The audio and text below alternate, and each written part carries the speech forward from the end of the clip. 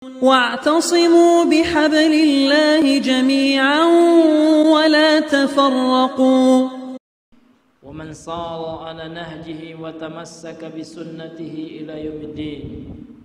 قال الله تعالى في القرآن الكريم: يا أيها الناس اتقوا ربكم الذي خلقكم من نفس واحدة وخلق منها زوجها وبث منهما رجالا كثيرا ونساء واتقوا الله الذي تساءلون به والأرحام إن الله كان عليكم رقيبا. يا أيها الذين آمنوا اتقوا الله حق تقاته ولا تموتن إلا وأنتم مسلمون.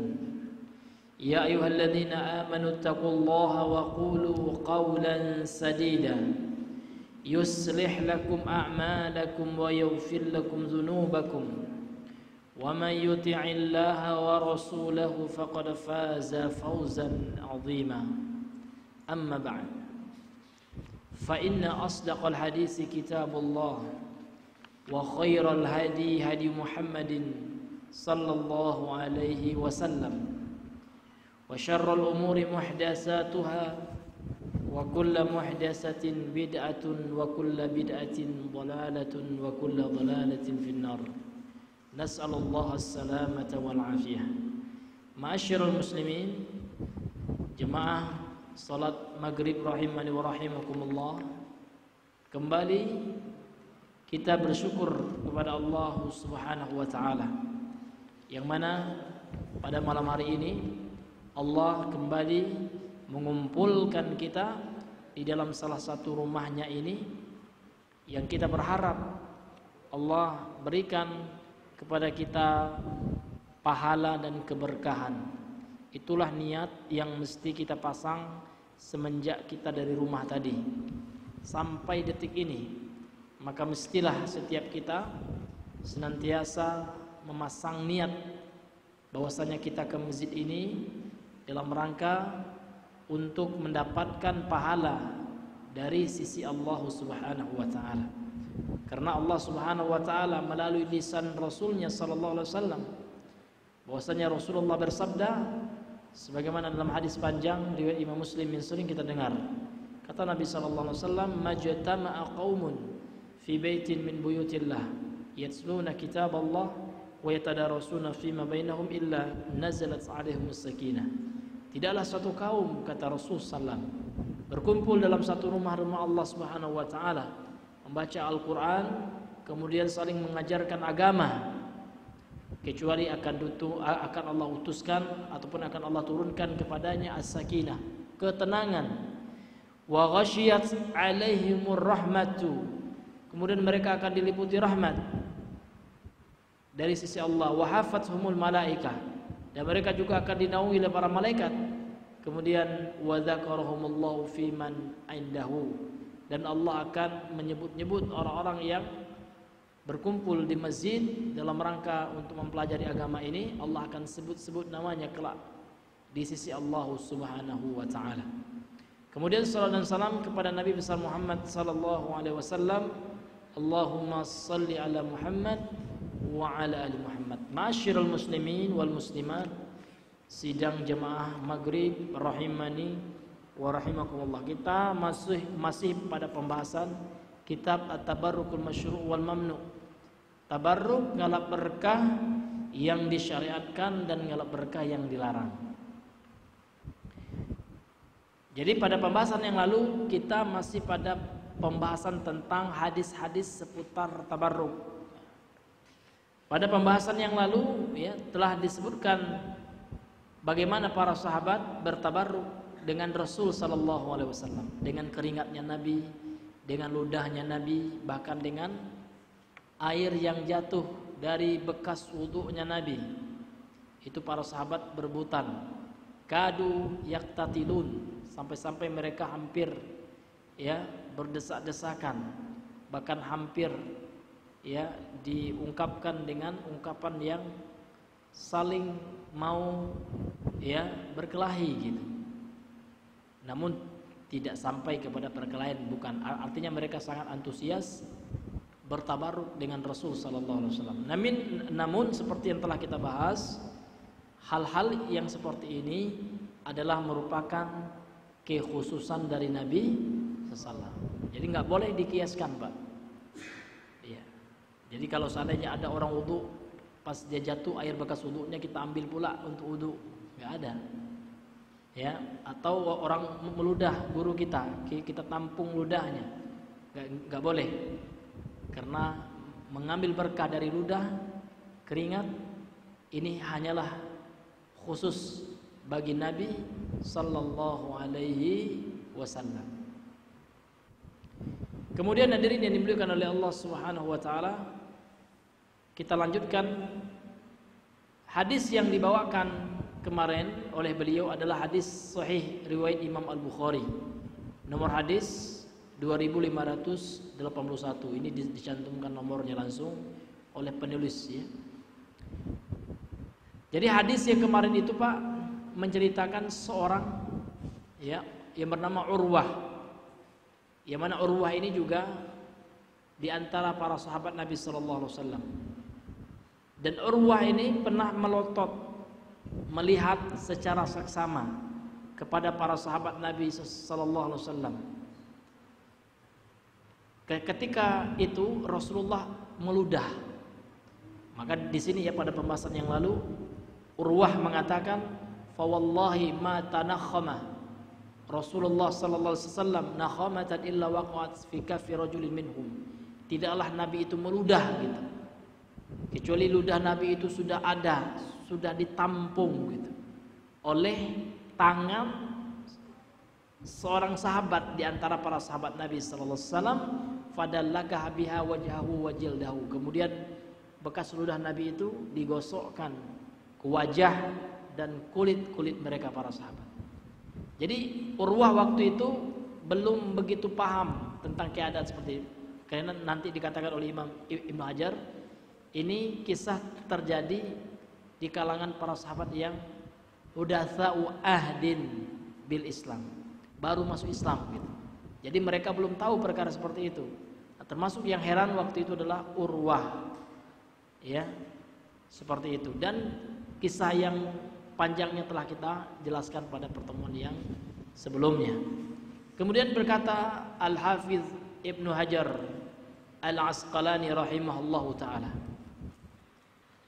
ketika dikatakan Al-Hafiz, ini pernah kami sampaikan juga ya, ada perbedaan istilah di kalangan ulama klasik atau ulama mutaqaddimin dengan ulama ataupun dengan istilah orang-orang sekarang. Al-Hafiz berbeda dengan apa yang dipahami oleh orang sekarang. Karena kalau secara bahasa Al-Hafiz artinya apa, Bang? Orang yang hafal gitu. Namun kalau dimutlakkan kata-kata Al-Hafiz menurut ulama salaf, maka makna Al-Hafiz itu adalah man ahata ilmuhu bimi'ati alfi hadisin isnadan wa matnan. Yang dikatakan Al-Hafiz itu adalah apabila dia menghafal, memahami hadis Nabi minimal 100.000 hadis, baik secara sanad maupun matan atau isi hadisnya, maka barulah orang itu diberikan gelar siapa, Pak? Al-Hafiz. Jadi Al-Hafiz itu bukan hanya orang hafal Quran. Kalau hafal Quran di zaman dulu tidak terhitung ya, banyak sekali, sudah biasa. Nah, kalau zaman sekarang kan ada orang yang hafal Al-Quran diberi gelar Al-Hafiz. Nah, padahal Al-Hafiz itu tidak hanya untuk orang yang hafal Al-Quran. Artinya apa? Orang yang hafal Al-Quran belum layak diberikan gelar Al-Hafiz di zaman dulu. Jadi orang itu sudah hafal Al-Quran, kemudian orang itu sudah menghafal minimal 100.000 hadis. Tidak hanya matannya, isinya, namun menghafal sanad dan isinya. Itu makna Al-Hafiz sebagaimana disebutkan oleh Al-Imam Ibnu Hajar ya dalam kitabnya Nukhbatul Fikr. Nah. Taib, di sini Al-Hafiz Ibnu Hajar Al-Asqalani rahimahullah dalam kitabnya Fathul Bari ya bi syarhi Sahih Al-Bukhari. Jadi Al-Hafiz Ibnu Hajar ini, Pak, punya kitab yang fenomenal, penjelasan dari Sahih Al-Bukhari. Judul kitabnya adalah Fathul Bari bi syarhi Sahih Al-Bukhari. Jadi beliau mensyarah, menjelaskan hadis riwayat Imam Al-Bukhari ini. Berkata beliau, Al-Hafiz Ibnu Hajar Al-Asqalani, la'alla sahabata fa'alu dzalika bihadrati Urwata wa balaghu fi dzalika isyaratan minhum ila raddi ala ma khashiyahu min firarihim wa ka'annahum qalu bilisanil hali man yuhibbu imamahu hadhihi al-mahabbata wa yu'azzimuhu hadda ta'zima kaifa yadhunnu annahu yafirru anhu wa yuslimuhu li'aduwihi bal hum ashaddu ightiyatan bihi wa bidinihi wa binasrihi min al-qabail allati tara'i ba'daha ba'dan bimujarradil rahimi fayastafadu minhu jawazat tawassuli ila al-maqsudi bi kulli tariqin syairin. Jadi Al-Imam Ibnu Hajar mengatakan boleh saja para sahabat melakukan hal itu di hadapan Urwah. Jadi Urwah waktu itu menyaksikan ya, para sahabat ngalap berkah ketika Nabi meludah, ditampung ludahnya oleh para sahabat ya. Urwah menyaksikannya. Maka tujuannya, kata Imam Ibnu Hajar, tujuannya adalah ingin memberikan isyarat kepada Urwah ya, bahwasanya sebagian orang-orang itu ada yang mengkhawatirkan bahwasanya mereka itu khawatir para sahabat ini akan tidak loyal kepada Rasul. Maka para sahabat menunjukkan bagaimana kami sahabat itu tidak dikatakan loyal kepada beliau, tidak dikatakan pro ya. Air liur Rasul saja kami tampung gitu ya, keringatnya saja kami jadikan sesuatu untuk kami ngalap berkah. Makanya di sini sebagai bentuk sanggahan terhadap orang-orang yang menyangka, khawatir bahwasanya para sahabat itu akan meninggalkan Nabi sallallahu alaihi wasallam. Wa ka'annahum qalu bilisanil hal, dan seolah-olah mereka para sahabat ingin mengatakan dengan perbuatan mereka, man yuhibbu imamahu, barang siapa yang mencintai pemimpinnya, hadhil mahabbata, dengan kecintaan ini, wa yu'azzimuhu hadza ta'zima, dan mengagungkan pemimpinnya dengan keagungan, dengan pengagungan ini, wa kaifa yadhunnu annahu yafirru anhu wa yuslimuhu li'aduwihi, dan bagaimana orang menyangka bahwasanya akan ditinggalkan pemimpinnya itu dan akan diserahkan kepada musuhnya gitu ya. Artinya apa? Sahabat ingin menunjukkan loyalitas yang sangat besar kepada Nabi sallallahu alaihi wasallam. Jadi loyal kepada Nabi ini Pak, nggak boleh kita kiaskan loyal kita kepada kiai. Kalau loyal kepada Nabi itu loyalitas yang mutlak karena Allah yang memerintahkan. Adapun ketaatan, loyalitas kepada selain Rasulullah ini sifatnya relatif. Apa Pak? Relatif, tergantung gitu. Kalau orang yang kita taati itu mengajak kita mentaati Allah dan Rasulnya, baru kita taati. Sama dengan pemimpin ya. Kapan kita taat kepada pemimpin? Selama pemimpin tidak mengajak kepada maksiat. Allah Subhanahu wa taala dalam surah An-Nisa ya berfirman, ya ayyuhalladzina amanu atiullaha wa atiur rasul wa ulil amri minkum. Wahai orang-orang yang beriman, taatlah kepada Allah dan taatlah kepada Rasul dan para pemimpin di antara kalian. Akan tetapi taat kepada Allah dan Rasul itu mutlak sifatnya Pak. Ya mutlak, mutlaknya itu maksudnya tidak nisbi, tidak relatif, tidak tergantung. Memang harus kita taati betul gitu. Tapi taat kepada ulil amri minkum ini relatif sifatnya. Maksudnya apa? Kalau ulil amri mengajak kepada sesuatu yang tidak sesuai dengan Allah dan Rasulnya, haram kita taati. Contoh, ulil amri bilang ya, wajib masyarakat saya mengikuti acara dandutan gitu ya. Maka nggak boleh Pak, nggak boleh kita, ayo kita kan harus taat kepada pemerintah nih, ayo kita dandutan. Nggak nggak boleh. Atau pemerintah kita mengatakan ayo kita samakan perempuan dengan laki-laki, atau ayo kita jangan membeda-bedakan antara suara orang kafir dengan suara orang muslim. Haram diikuti, karena telah melanggar Al-Quran, telah melanggar firman Allah. Karena Allah mengatakan afaman kana mu'minan kaman kana fasiqan la yastawun. Afaman kana mu'minan kaman kana fasiqan, apakah sama orang-orang yang beriman dengan orang fasik? Itu enggak sama. Tiba-tiba ada sebuah sistem yang mengatakan sama, ya, suara orang muslim, suara orang kafir itu sama, harus kita coblos katanya, ikuti itu.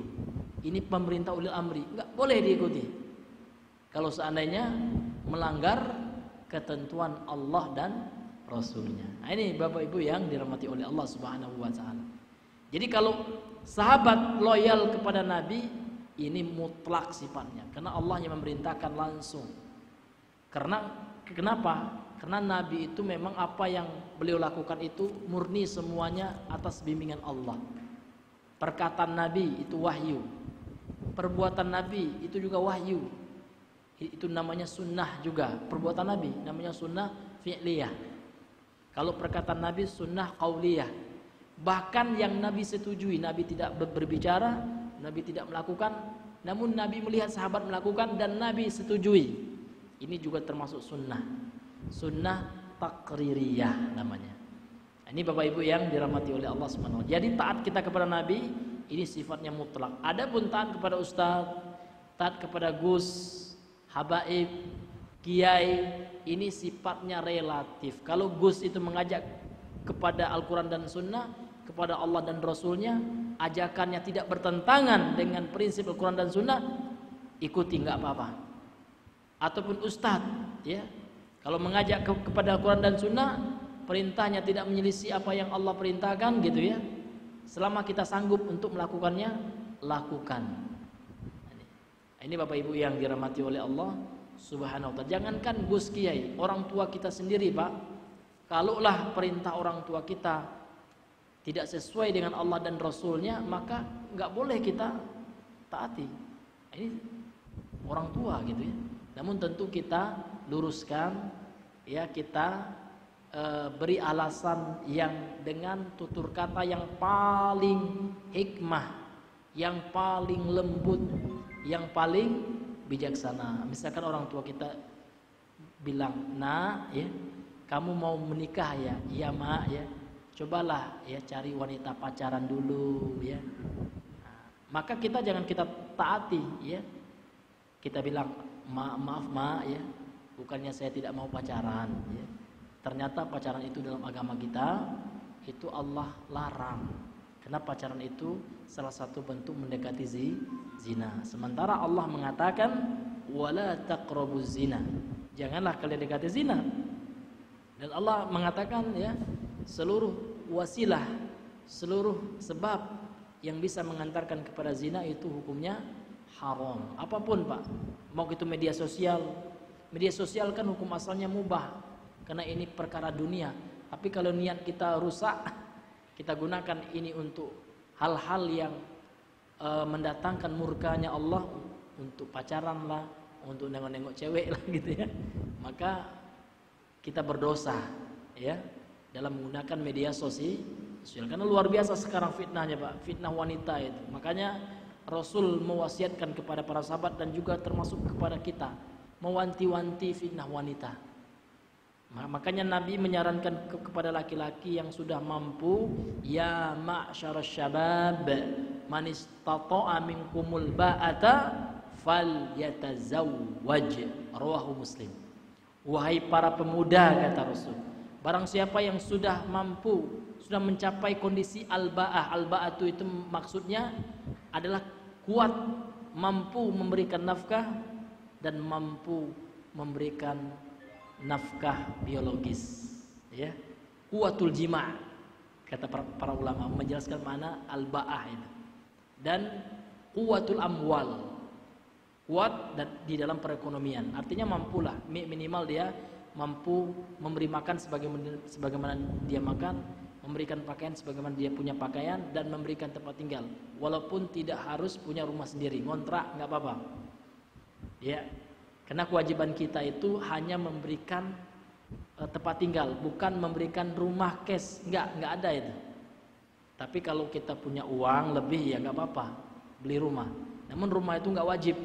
Yang wajib tinggal di rumah. Punya rumah itu nggak wajib.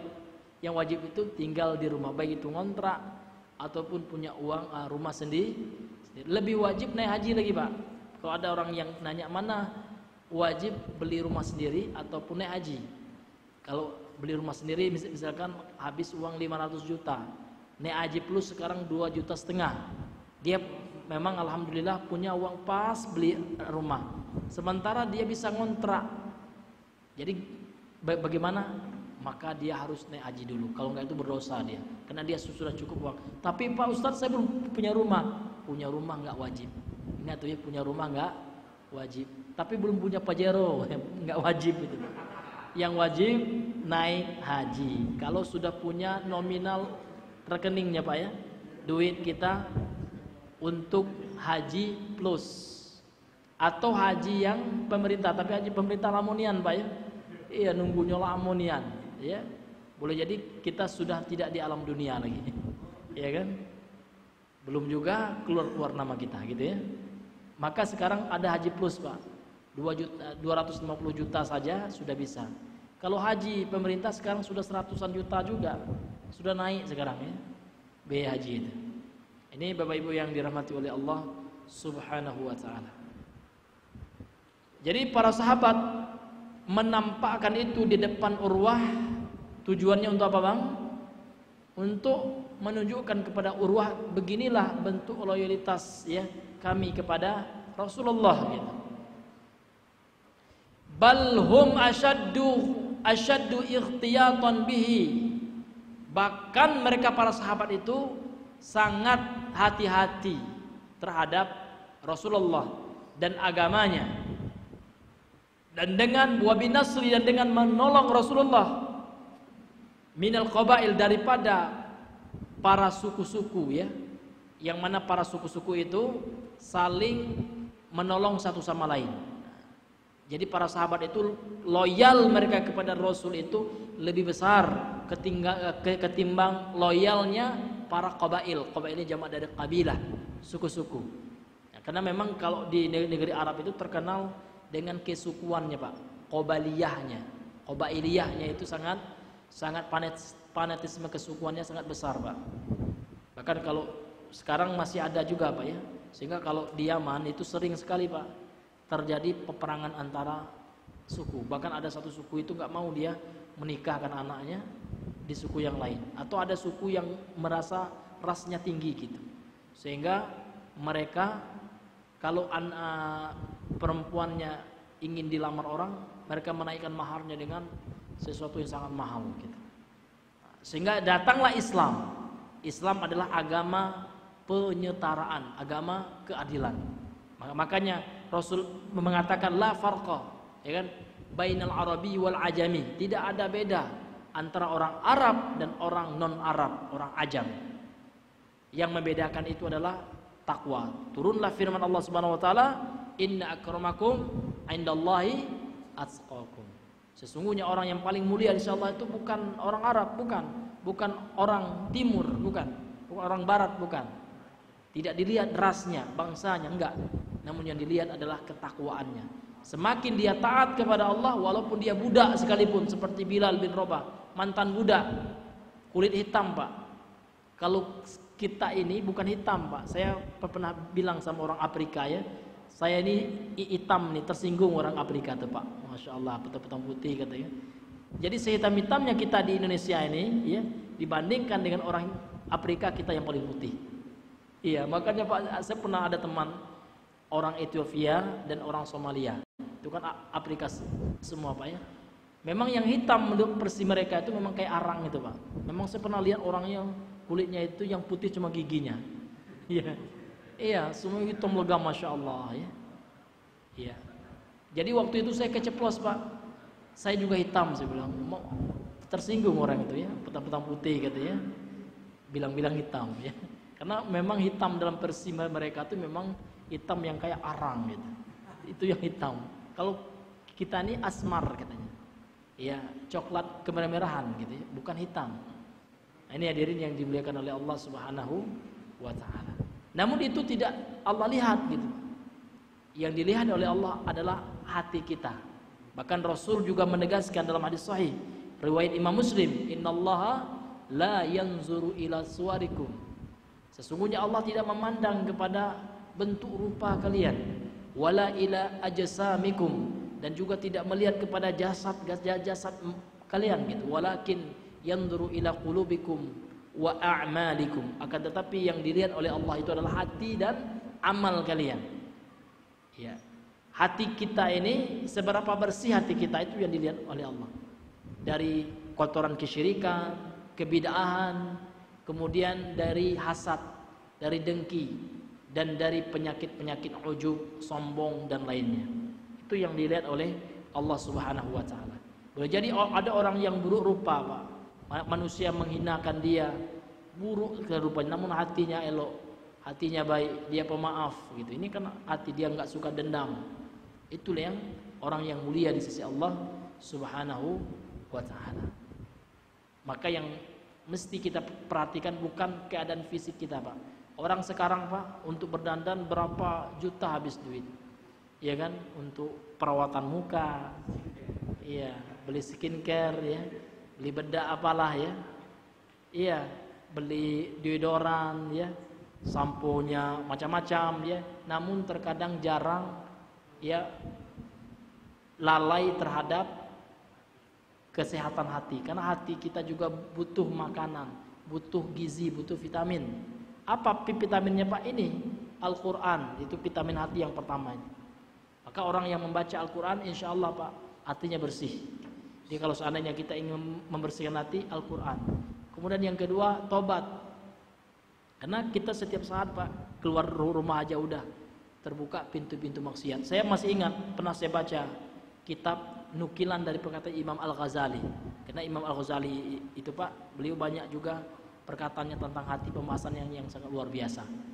Kata beliau, pada zaman saya ini, kata Imam Al-Ghazali ya, setiap keluar rumah seseorang telah menanti sab'ina baban min abwabil ya ma'asi. Setiap orang keluar dari rumahnya, ini di zaman Imam Al-Ghazali, Pak. Lebih parah zaman kita lagi. Beliau udah ratusan tahun yang lalu.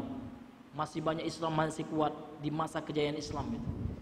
Kata beliau, setiap kita keluar rumah di masa kita ini, kata beliau ya, di masanya beliau ini kan sudah menunggu 70 pintu dari pintu-pintu maksiat katanya.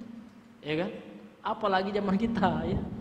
Zaman kita yang apa namanya itu, Pak, yang makin rusak ya, makin buruk. Nauzubillahi misalnya. Di zaman beliau yang mimpin khalifah. Jadi umat Islam ini sedunia ini dipersatukan oleh satu pemimpin. Kalau sekarang kan udah terpecah belah, ya kan, masing-masing negara, ya kan, artinya kekuatan Islam lemah di zaman sekarang. Tentu lebih parah lagi keadaan umat Islam. Maka banyak istighfar betul, Pak, di akhir zaman ini. Maka teman-teman kita yang melazimkan zikir pagi petang itu pertahankan, ya, karena di dalamnya ada istighfar minimal 100 kali astagfirullah wa atubu ilaih. Tapi jangan asal baca ya, Pak ya. Ketika kita baca astagfirullah, betul-betul kita itu ingat dosa kita. Betul-betul kita membaca itu dengan hati, enggak hanya dengan lisan. Jangan ada pula orang astagfirullah nengok juga maksiat. Nah, itu kan enggak nyambung, ya Pak ya. Artinya apa? Hanya lisannya saja istighfar, hatinya enggak. Karena istighfar itu adalah tolabul maghfirah. Jadi istighfar itu adalah meminta ampunan dari Allah. Dan ampunan itu kan asal katanya ghafaro. Ghafaro ini Pak secara bahasa artinya menutup, sataro artinya. Sataro yasduru, satran, satirun artinya menutup. Artinya apa? Ketika kita istighfar, kita minta, ya Allah, tutupilah dosa-dosaku ya Allah. Ya, maksiat yang pernah aku lakukan ya Allah, kesalahan yang pernah aku lakukan. Bahkan ada teman kita itu Pak sampai istighfar terus menangis deh.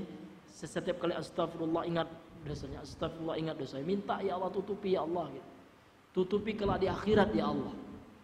Dan salah satu tips, Pak, kalau Bapak pingin aibnya ditutupi oleh Allah di akhirat kelak, apa tipnya Pak? Iya, jangan kita buka aib orang. Ya, nampak teman kita pakai HP apa ya? Memang teman kita ini maksiat ya, namun dia sembunyi-sembunyi gitu ya. Nampak kita maksiat ya. Jangan kita ceritakan, payah nian gaya Habib. Kawan kita di pengajian terus ya pakai jenggot.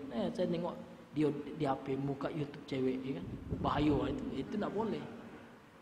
Ya, itu berarti kita telah membuka aib saudara kita. Padahal Rasul mengatakan apa? Man satara musliman satarahullahu yaumal qiyamah. Barang siapa yang menutup aib seorang muslim, Allah akan tutupi aibnya. Sebaliknya, barang siapa yang membuka aib seorang muslim, Allah akan beberkan aibnya. Kamu juga lebih parah kata Allah. Anina rekamannya. Ya kan, Allah akan perlihatkan semuanya, Pak. Namun orang yang beriman akan ditutupi aibnya oleh Allah. Allah nanti akan perlihatkan kepada setiap kita ini, ya kan, di hari perhitungan amal, yaumul hisab, ya kan, ini dosa yang kau lakukan. Maka Allah tanya, apakah engkau mengakui wahai hambaku? Ini disebutkan dalam hadis sahih ya. Maka hamba Allah akan kita akan mengatakan na'am ya Allah. Maka Allah mengatakan satartulakal yauma kama satartulaka fi dunya. Hari ini aku tutup dosamu, aibmu ini sebagaimana dahulu di dunia aku juga menutupinya dari manusia. Bahkan para salaf dahulu itu Pak, mereka sangat ini ya, kalau dipuji itu sangat sedih mereka. Bukannya marah lagi Pak ya, sedih ya. Sampai-sampai ada salaf mengatakan jangan engkau terlalu memujiku ya. Engkau enggak tahu siapa aku sebenarnya. Kalaulah seandainya dosa itu memiliki bau, tentu kalian semua tidak akan mampu duduk saking busuknya bau yang dikeluarkan tubuhku. Jadi kalau seandainya kata mereka dosa itu punya bau gitu ya, kalian nggak mampu dekat-dekat sama aku, maka jangan terlalu memujiku.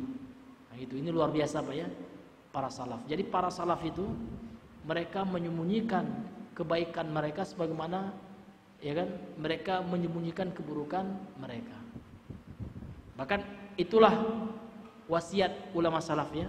Uktum hasanatikum kama taktumu sayiatikum. Sembunyikanlah kebaikan kalian sebagaimana kalian menyembunyikan dosa kalian. Kalau kita sekarang kan enggak. Kita sekarang banyak menampakkan yang elok-elok saja, ya kan? Mau sedekah, ayo posting dulu ya. Tapi maksiat ditutupi, ya Pak ya. Yang ditampakkan kebaikan. Kalau salaf enggak. Salaf itu mereka menyembunyikan kebaikan mereka sebagaimana mereka menyembunyikan kemaksiatan mereka, sehingga lahirlah rasa-rasa ikhlas dalam hati mereka, karena mereka itu adalah ahlul ikhlas gitu ya, para sahabat tabi'in dan atba'ut tabi'in, dan mereka lah ya role model kita dalam kehidupan ini. Bahkan dikisahkan juga Pak, ada seorang cucunya Ali bin Abi Thalib namanya Zainal Abidin.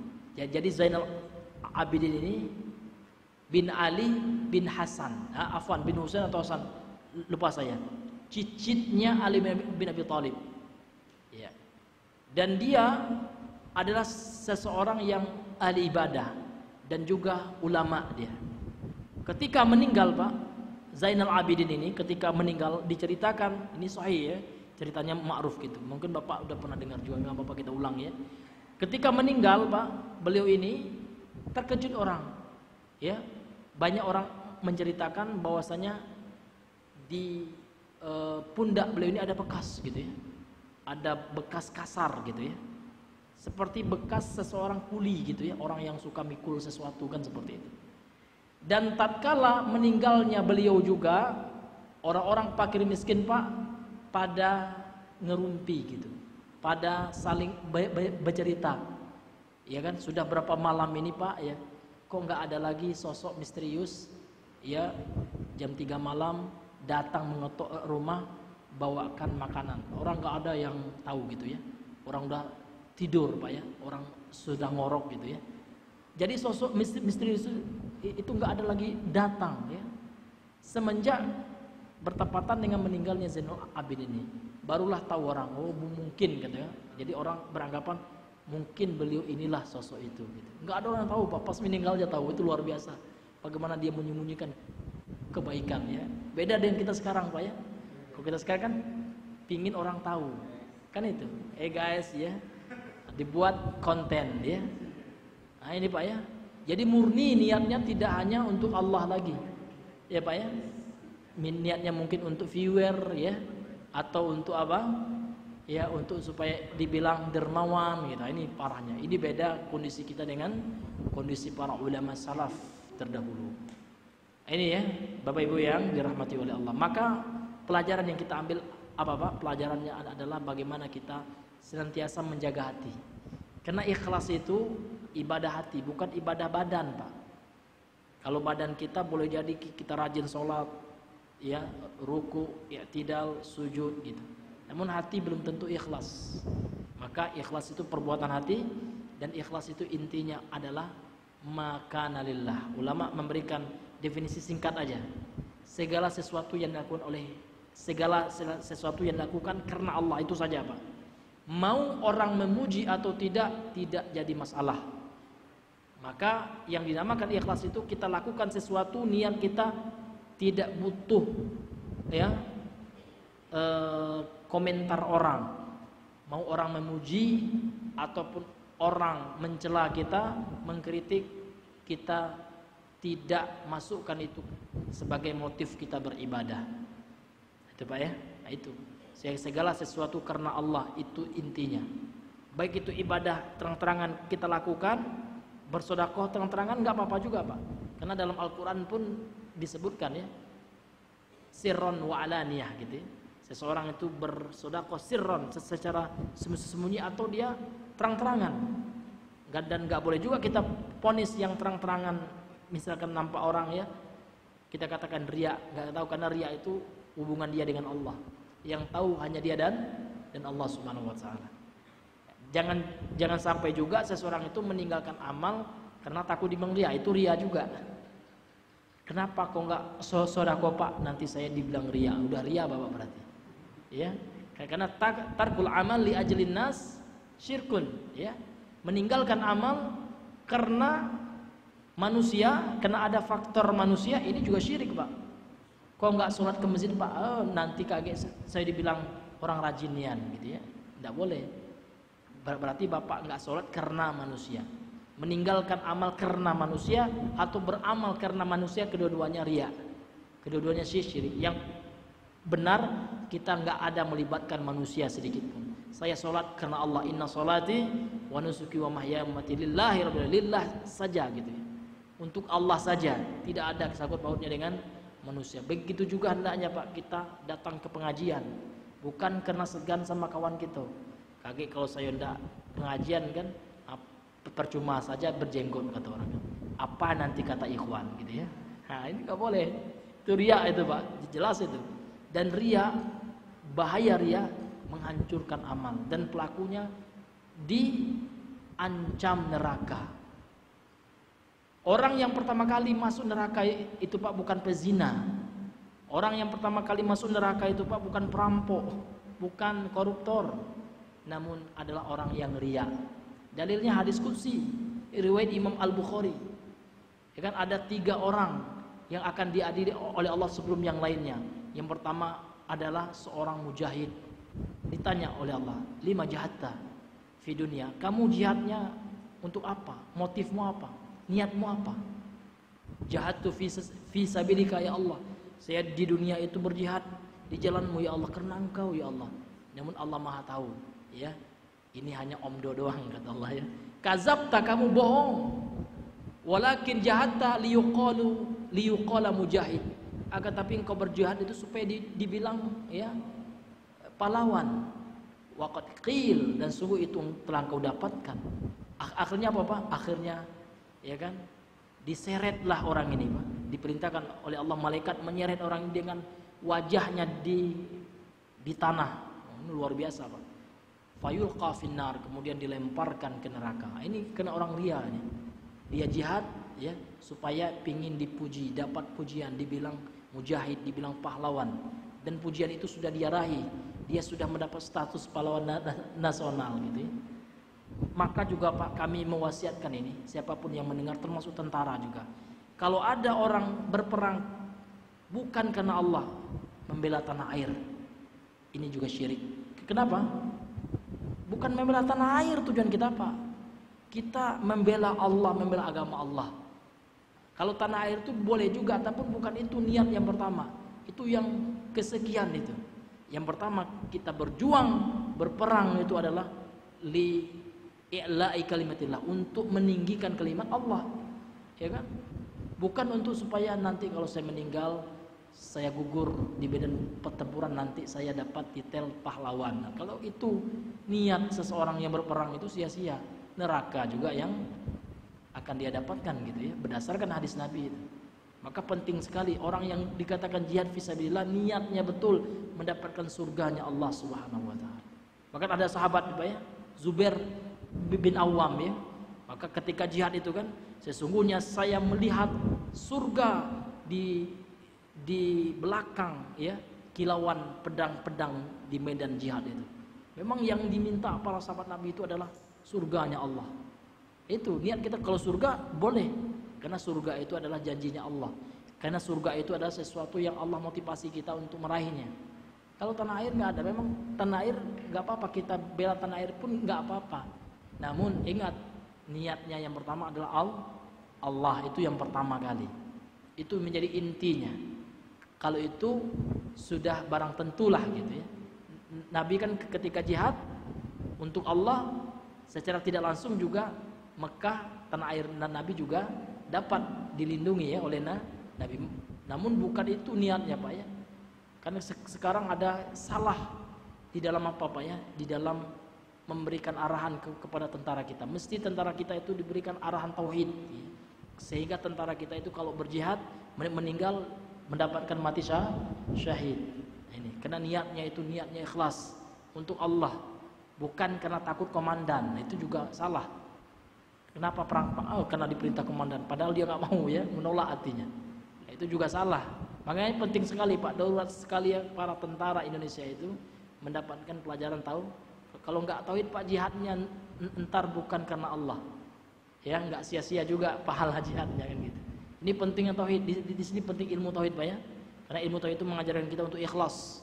Segala sesuatu yang kita lakukan itu niatnya, motifnya, yang mendasarinya betul-betul lillahi ta'ala.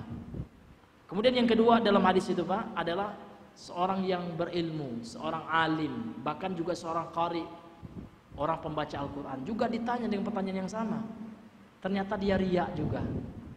Ternyata dia baca Al-Quran supaya disebut sebagai qari, dan itu telah dia dapatkan. Akhirnya apa? Nasibnya sama dengan yang pertama, dilemparkan ke neraka. Yang ketiga adalah seorang yang dermawan, jawad, seorang yang punya harta. Kondisinya sama. Ternyata dia bersedekah supaya dibilang orang dermawan, dan itu sudah dia dapatkan. Ya, gelar itu, sanjungan itu sudah dia raih. Akan tetapi karena dia riya gitu ya, nggak ikhlas, masuk neraka. Nah, ini butuh sekali Pak ya, betul. Jadi pas kita mau ke pengajian itu niat kemudian, ya Allah, saya pengajian ini ya Allah untuk mendekatkan diri kepada, untuk meraih surga ya Allah. Karena Engkau telah mengatakan, karena Rasulmu telah mengatakan ya Allah, dan Engkau juga telah mengatakan, yarfa'illahu alladziina amanu minkum walladziina utul ilma darajat. Engkau akan meninggikan kedudukan orang yang belajar ilmu ya Allah. Maka itu niat saya itu Pak ya. Ya, seperti itu. Kalau ada niat-niat Pak ya, nanti kalau saya enggak pengajian, saya nanti dibilang orang ikhwan KW ini ya. Ya, asal ikhwan saja, enggak pernah pengajian. Atau pengajiannya niat-niat yang lain itu mesti kita tepis Pak ya. Mesti kita hilangkan. Niat kita apa? Niat kita meraih surga udah. Apa niat kita ke pengajian? Niatnya mendapatkan ridha Allah, supaya Allah senang sama kita, supaya Allah beri kita pahala, dan supaya Allah beri kita surga. Itu Pak ya. Itulah yang dikatakan ikhlas itu. Nah, ini hadirin yang dimuliakan oleh Allah Subhanahu wa ta'ala. Demikian juga yang mengajarkan ilmu Pak ya. Ustadz-ustadz itu luar biasa juga Pak. Ya ininya, ya ujian hatinya. Kalau seandainya dia melenceng niatnya, nauzubillah, ya neraka juga yang dia raih. Jangan kan surga Pak ya, neraka. bahkan tidak mencium bau surga. Nauzubillah. Bahkan disebutkan dalam hadis sahih riwayat Imam Abu Daud ya. Man ta'allama ilman mimma yubtagha bihi wajhullah la yata'allamu illa li'aradin minad dunya atau ligharadin minad dunya lam yajid rihal jannah atau kama qala an-nabiyyu sallallahu alaihi wasallam. Kata Nabi sallallahu alaihi wasallam, barang siapa yang mempelajari ilmu agama maksudnya ini. Kalau ilmu umum, kalau tidak ikhlas kita enggak berdosa. Ini bedanya, Pak. Ini bedanya ilmu agama dengan ilmu umum. Kalau ilmu fisika, kenapa Pak kamu mengambil jurusan fisika? Supaya nanti jadi dosen atau menjadi guru fisika dapat uang gitu ya. Itu enggak berdosa, Pak. Ya, enggak ada ria-ria itu tidak dalam perkara dunia. Ini catatannya. Kok ria kali orang tuh sosok bahasa Inggris ria? Enggak ada. Ya kan? Dalam perkara dunia enggak masuk larangan ria. Yang ria dalam perkara dunia itu yang dilarang sombong. Sombong ya semuanya. Baik itu perkara dunia, akhirat itu semuanya haram hukumnya. Kalau sombong Pak ya. Tapi kalau ria itu hanya perkara ibadah. Ya. Kalau perkara dunia enggak masuk ria. Jadi dalam hadis ini barang siapa menuntut ilmu itu ilmu agama. Yang mana tujuan dia menuntut ilmu itu yang seharusnya mengharapkan ridho Allah, mengharapkan bertemu dengan Allah, melihat wajah Allah kelak di akhirat, namun tidak itu dia lakukan, melainkan untuk meraih ya keuntungan duniawi. Makanya saya sering ingatkan kalau kita ini adalah kegiatan event-event keagamaan, jangan masukkan tujuan-tujuan bisnis. Itu saya sampaikan sama teman-teman nih Pak ya. Kalau kapan perlu semua event-event agama kita murni semuanya ibadah. Sehingga saya katakan gratis semuanya, nggak ada uang-uang, nggak ada itu. Ya, kenapa? Karena fitnah uang ini bahaya Pak. Walaupun sekarang kan cuma 100.000 Pak Ustadz pendaftarannya. Nanti apa? Niat kita nih Pak, karena hati kita ini payah. Niat kita ini sulit untuk diluruskan gitu. Bahkan para salaf pun sering mengatakan tidak ada sesuatu yang sulit untuk aku lawan kecuali niatku gitu. Nah, ini perkataan salaf gitu ya. Jadi niat itu Pak nggak boleh kita lihat apa sebagai sesuatu yang sepele gitu. Maka memang betul-betul Bapak Ibu kita mesti menjaga niat kita dalam agama ini. Karena kalau melenceng itu ancamannya luar biasa. Neraka gitu. Padahal kita semua ingin surga. Jangan sampai karena niat yang salah bukannya surga yang kita dapatkan malah nyemplung ke neraka. Nauzubillahi min zalik. Makanya setiap kegiatan keagamaan Pak mesti niatnya jangan ya ada selain karena Allah gitu. Itu harus kita tanamkan betul. Kita buat acara pengajian betul-betul pengajian ya Allah karena Engkau ya Allah gitu. Tapi ada juga orang yang baik mengasihi alhamdulillah Pak ya. Namun kita itu bukan itu tujuan kita. Maka saya sangat miris Pak ya. Saya pernah membaca itu ada ustadz pakai tarif ya Allah gitu. Pakai tarif ya. Nabi saja ngeluarin uang untuk dakwah. Nabi itu bukannya orang miskin Pak, enggak orang kaya. Nabi itu berapa mahar ketika nikah dengan Siti Khadijah Pak? 100 ekor onta. Berapa harga onta? Namun kenapa Nabi banyak dalam riwayat ya? Kadang dapur istri Nabi nggak ngepul, kadang Nabi bilang ada nggak yang mau dimakan istri. Aisyah mengatakan nggak ada. Izan asumu, kalau nggak ada yang makan saya puasa saja. Kenapa? Bukan karena Nabi miskin, nggak. Nabi punya harta, namun harta dikeluarkan di jalan Allah. Hartanya bantu orang miskin, hartanya untuk persiapan perang. Itu. Jadi Nabi betul-betul beribadah dengan jiwa, dengan diri dan harta beliau. Nabi betul-betul mengamalkan firman Allah berjihad dengan bi amwalikum wa anfusikum, dengan harta dan jiwa. Itu Nabi yang pertama kali. Nabi itu bukan orang miskin Pak. Beliau saudagar, pedagang. Dari kecil sudah dilatih oleh Abu Thalib, beliau berdagang ke Syam gitu ya. Banyak uangnya. Namun ternyata kenapa nggak ada uang banyak pada Nabi? Karena itu semua diimpaknya. Bukan kayak ini pakai tarif ya Allah ya. Masa sebagai pakai tarif sekali-sekali berceramah 15 juta, undang Maulid Nabi 5 juta gitu. Ya Allah, itu luar biasa Pak ya. Ya, di mana nanti pertanggungjawabannya di sisi Allah Subhanahu wa taala. Maka intinya Pak, ya saya sangat menekankan terutama bagi diri saya, mari kita senantiasa menjaga niat kita. Apapun yang kita lakukan dalam hal agama ini mesti niatnya karena Allah untuk mendapatkan surga itu. Jangan ada niat-niat yang lain, ya, niat dunia dipuji, ya kan, niat untuk mendapatkan keuntungan duniawi itu harus kita jauhkan ya dalam hati kita, sehingga apa?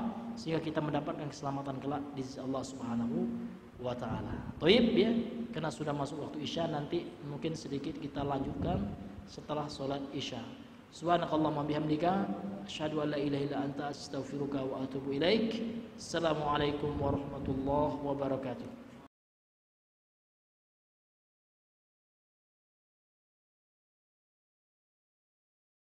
آله وأصحابه أهل التقى والوفاء أشهد أن لا إله إلا الله وحده لا شريك له وأشهد أن محمدا عبده ورسوله الذي لا نبي بعده أما بعد. Ma'asyiral muslimin rahimani wa rahimakumullah. Kembali kita melanjutkan pengajian kita, pembacaan kitab At-Tabarrukul Masyru'u wal Mamnu', tabarruk yang disyariatkan dan yang dilarang. Qala al-musannifu rahimahullahu taala wa hadza wa inna mawaqifal jihadi wa hudural aduwi yakunu fiha ma la yakunu fi siwaha minal mawaqifi. Dan sikap ya ini, dan sesungguhnya mawaqif jamak dari mauqifun ya, sikap seseorang ketika dalam berjihad atau ketika bertemu dengan adu, musuh, maka dia melakukan sikap yang berbeda dengan sikap selain dalam keadaan medan jihad dan bertemu dengan musuh. Tentu jihad yang benar Pak ya, jihad yang syar'i. Fahaza Abu Dujanata Sammaku bin Kharrash. Ada seorang sahabat namanya Abu Dujana, kunyahnya ya Abu Dujana, namanya Sammak bin Kharrash radhiyallahu an. Yasiru yawma Uhudin bisayfihi. Dia berjalan ya pada perang Uhud dengan membawa pedang, dengan pedangnya, dengan saifnya.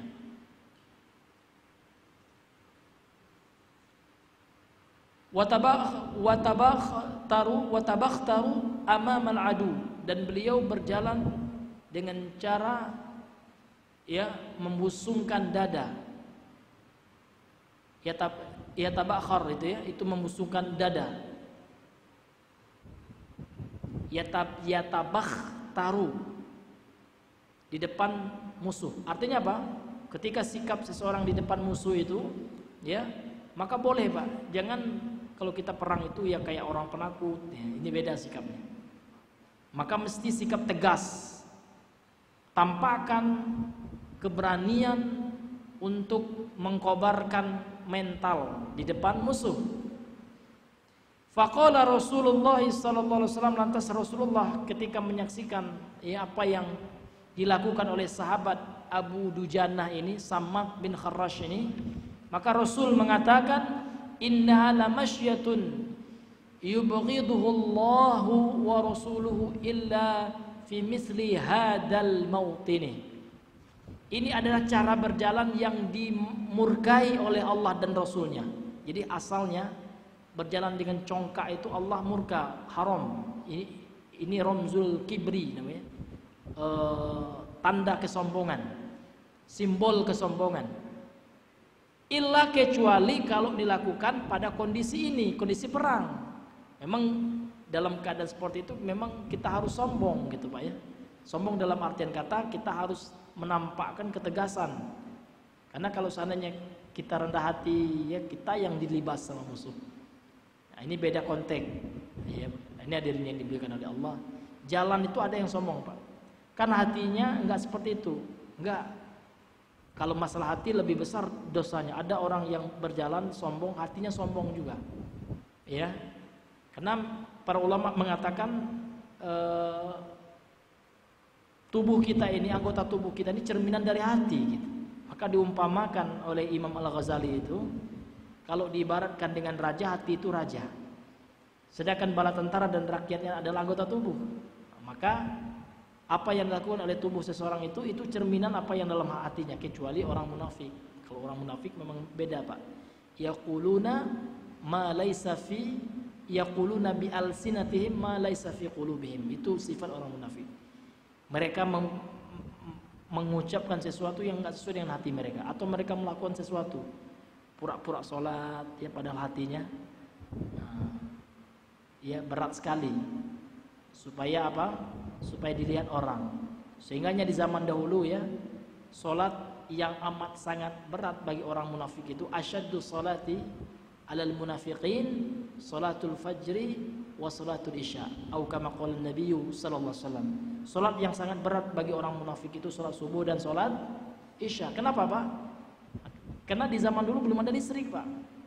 Sehingga apa? Sehingga orang munafik ini sholat untuk setor muka ya. Supaya dibilang ini berarti orang Islam nih kan. Tapi kalau ketika sholat subuh kan nggak kelihatan, sampai di zaman Nabi itu, Pak, ya satu saf saja teman di samping kita nggak tahu ya kita siapa gitu. Karena memang nggak ada penerangan, nggak ada lampu. Jadi orang-orang yang sholat subuh di zaman Nabi betul-betul orang yang beriman gitu ya. Orang-orang yang mengharapkan wajah Allah, mengharapkan ridha Allah. Ya, karena orang nggak tahu dia yang sholat. Jadi demikian juga surah Isya. Sehingga orang munafik mencari kesempatan untuk nggak sholat. Karena orang nggak tahu juga kita nggak sholat, kata mereka. Nah, ini hadirin yang dimuliakan oleh Allah. Ya. Kemudian wa mislu hadza hadis ya Al-Bukhari wa Muslim. Hadis ini ya juga yang serupa dengan hadis yang di atas, sebagaimana diriwayatkan oleh Imam Al-Bukhari dan Muslim. Hadis muttafaqun alaih. An Abi Musa radhiyallahu anhu qala, dari Abu Musa yang semoga Allah meridhoinya, dia telah berkata, kuntu 'inda an-nabiy sallallahu alaihi wasallam wa huwa nazilun bi Ja'ranata, bil Ja'ranati, ada alif lam ya. Aku dahulu bersama Nabi safar nih, ketika dalam perjalanan, dan Nabi waktu itu singgah di daerah namanya Ja'ranah. Jadi di mana Ja'ranah ini? Yaitu suatu tempat baina Makkah wal Madinah, suatu tempat yang berada di antara kota Makkah dan Madinah. Wa ma'ahu Bilalun, ikut bersama Nabi juga Bilal bin Rabah. Fa'atan Nabiyyu sallallahu alaihi wasallam al-a'rabiyyun. Fa'atan Nabiyyu sallallahu alaihi wasallam a'rabiyyun. Faqala, lantas datang kepada Nabi seorang Arab pedusunan, Arab kampung, Arab Badui, itu namanya A'rabi. Beda Arabi dengan Arabi, Pak. Kalau Arabi itu orang Arab, umum sifatnya, baik itu orang Arab kota, orang Arab yang sudah maju, termasuk juga Arabi. Karena Arabi ini bangsa orang Arab. Ya. Kalau orang Indonesia Andalusi, itu bahasa Arabnya. Jadi ada huruf iya, Pak. Iya itu nisbat, baik itu nisbat kepada suku Arab atau kepada negara. Ada ulama ya, Syekh Khatib Al-Minangkabawi, imam di Masjid Haram, asal Minangkabau, makanya namanya Al-Minangkabawi. Ya di situ, Pak, namanya dalam bahasa Arab ya nisbah. Nisbah itu artinya disandarkan kepada suku bisa, atau kepada negara. Kita kenal ada ulama hadis kontemporer, Pak ya, Syekh Al-Albani. Ini juga nisbat kepada negerinya karena beliau berasal dari Eropa, Albania. Ada juga Al-Imam, ulama hadis juga termasuk, plus ulama fikih, Al-Imam An-Nawawi. Nawawi itu bukan nama asli beliau ya, itu nisbat kepada Nawa, desanya, salah satu desa yang terletak di mana, Pak? Di Damaskus itu, di Suriah. Nawa itu. Kemudian ada juga Imam Al-Hadis, Al-Imam Al-Bukhari, itu juga bukan nama aslinya, Pak. Karena Al-Bukhari ini disebut kepada tempatnya Al-Bukhara. Bukhara itu terletak sekarang, nama negaranya Uzbekistan. Ya. Jadi Imam Al-Bukhari itu nama aslinya siapa, Bang? Nama aslinya Muhammad bin Ismail bin Ibrahim bin Al-Mughirah bin Al-Bardizbah Al-Bukhari lahir 194, meninggal 256 kalau nggak salah ya. Bisa dicek lagi ya. Jadi beliau termasuk ulama atba'ut tabi'in ya. Dia berjumpa dengan tabi'in ya. Namun nggak jumpa dengan sahabat ya, dengan nabi apalagi. Beliau muridnya ulama-ulama besar ya. Muridnya ulama tabi'in ya. Muridnya Imam Ahmad bin Hanbal. Imam Ahmad itu belajar dengan kibarut tabi'in, seniornya ulama tabi'in. Ini Bapak Ibu yang dirahmati. Dan Imam Ahmad gurunya siapa? Imam Syafi'i. Jadi sanad mereka bersambung itu. Imam Bukhari gurunya siapa? Imam Ahmad. Imam Ahmad siapa gurunya? Imam Malik juga. Imam Syafi'i gurunya siapa? Imam Malik. Imam Malik gurunya siapa? Nafi' guru siapa? Ibnu Umar.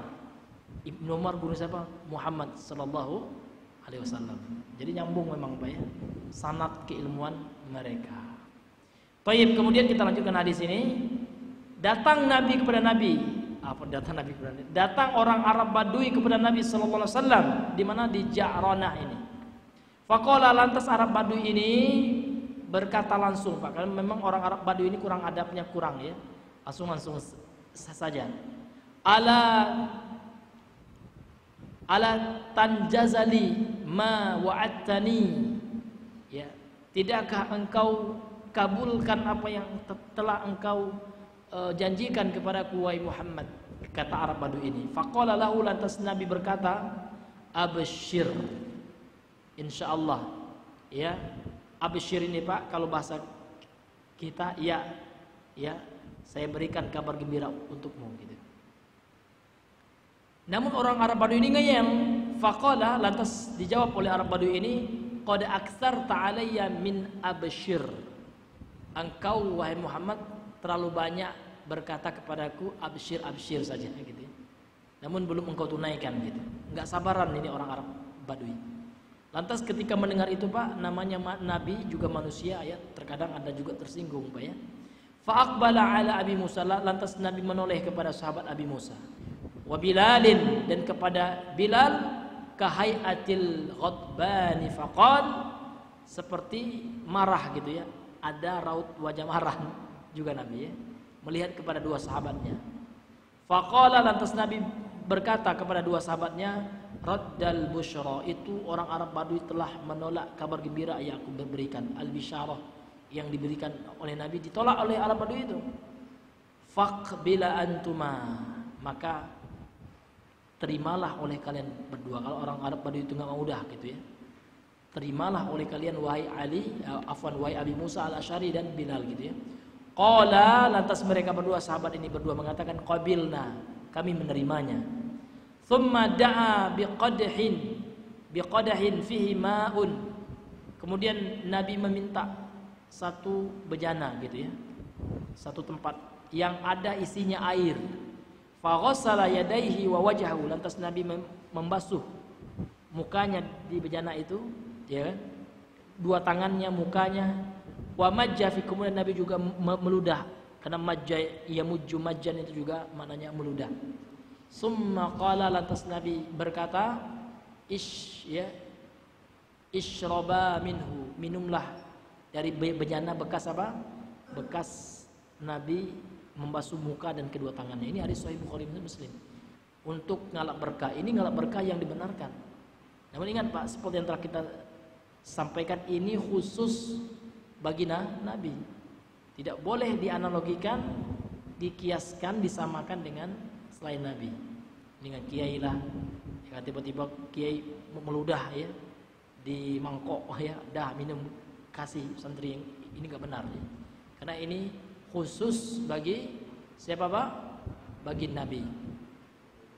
Fa'afragha ala wujuhikuma, fa'afrigha ala wujuhikuma wa nuhurikuma wa absyira, maka basuhlah, kucurilah air yang telah bekas Nabi itu kepada wajah-wajah kalian dan leher-leher kalian, dan ya saya berikan kabar gembira, absyiru gitu ya, absyira, saya berikan bisyarah, kabar gembira kepada kalian berdua.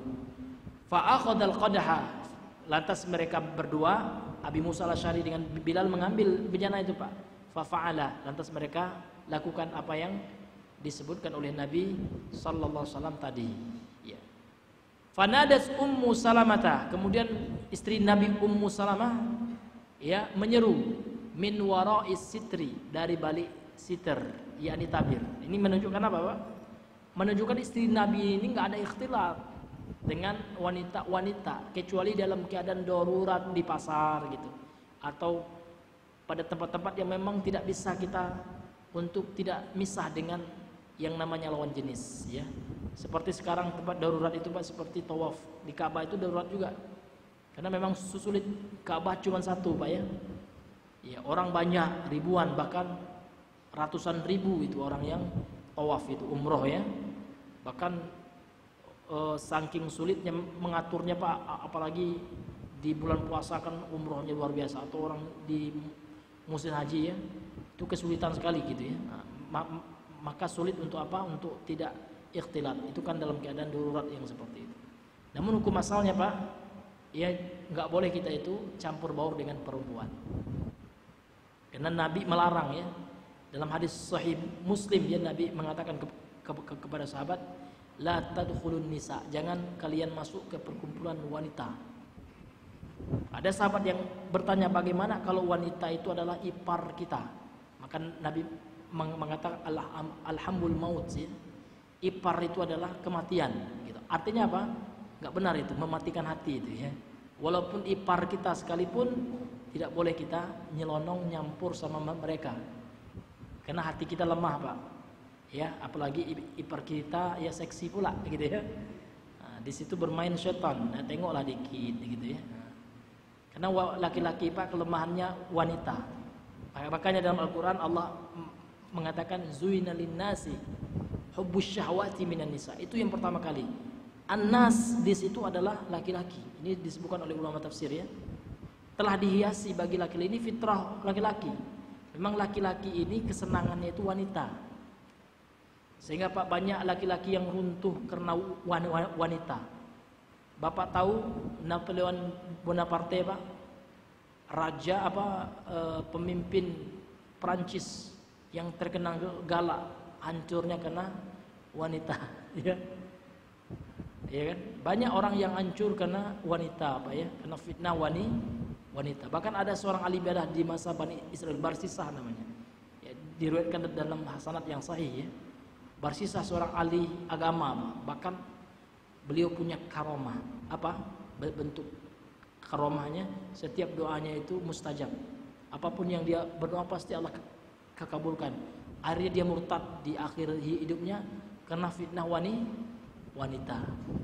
Itu bisa Bapak searching di internet lah, itu ma'ruf ya. Kisahnya populer itu.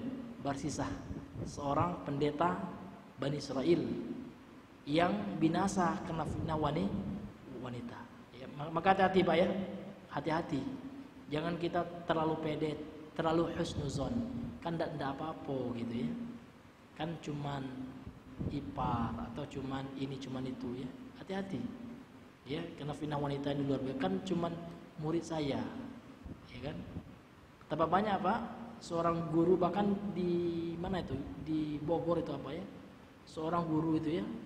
Iya, menggauli santriwatinya, ada kan? Bahkan di pesantren bahkan ada. Ini hati-hati betul, Pak. Kejadian, ya kan? Fitnah wanita itu enggak nengok penampilan, Pak. Jangan mentang-mentang jenggot kita tebal ya, insyaallah saya kuat dengan fitnah wanita. Enggak, ya kan? Jangan. Ini hadirin, kita betul-betul hati-hati betul dengan fitnah wanita. Makanya ada syariat nikah. Kenapa nikah itu, Pak, lebih dari satu? Apa rahasianya? Di antara rahasianya supaya laki-laki ini tidak terkena fitnah. Karena banyak laki-laki sekarang, Pak, apalagi punya uang, pejabat ya. Dia memang nikahnya cuma satu aja, Pak, istrinya, tapi jajannya banyak sana sini dia. Selingkuhnya di mana-mana. Bahkan dia punya wanita peliharaan, Pak. Iya. Ada. Itu bukan hoax ya, Pak ya. Ini kenyataan seperti itu, real. Kenyataan kita di lapangan. Makanya Allah memerintahkan bagi laki-laki yang syahwatnya kuat, ekonominya kuat juga, sering keluar rumah, galak pisah dengan istri pertama, jangan selingkuh, itu haram. Salurkan syahwat dengan cara yang halal, yaitu ya, bagi yang mampu. Kalau nggak mampu jangan, itu menzolimi ya, itu menzolimi wanita. Tapi yang ibu-ibu ya kalau suami kita memang ya sudah mampu ya, memang bisa berlaku adil, berilah suami kita kesempatan untuk ya melakukan itu. Jangan sampai suami kita jatuh ke dalam lubang buaya ya, lubang neraka itu ya. Itu zina. Sekarang Pak, orang lebih senang, nggak apa-apalah kalau suami saya selingkuh, asalkan nikahnya satu sama saya saja. Nauzubillah, itu salah betul. Ya kan? Selingkuh itu zina, haram. Sementara poligami itu disyariatkan bagi yang mampu. Ini saya bukan menyuruh poligami, enggak. Bagi mampu nih Pak ya. Karena kalau enggak mampu, khawatir enggak takut adil, karena Allah mengatakan apa? Fawahidah. Wa in khiftum alla ta'dilu fawahidah, kata Allah. Kalau kalian takut untuk tidak berlaku adil, maka cukup satu. Dan banyak-banyaklah berpuasa ya. Iya, mesti banyak puasa Pak, walaupun sudah nikah sekalipun, karena ujian orang yang sudah nikah itu besar juga, ya kan? Dan dosanya jauh lebih besar. Kalau orang yang berzina belum menikah, hukuman dunianya cuma dicambuk Pak.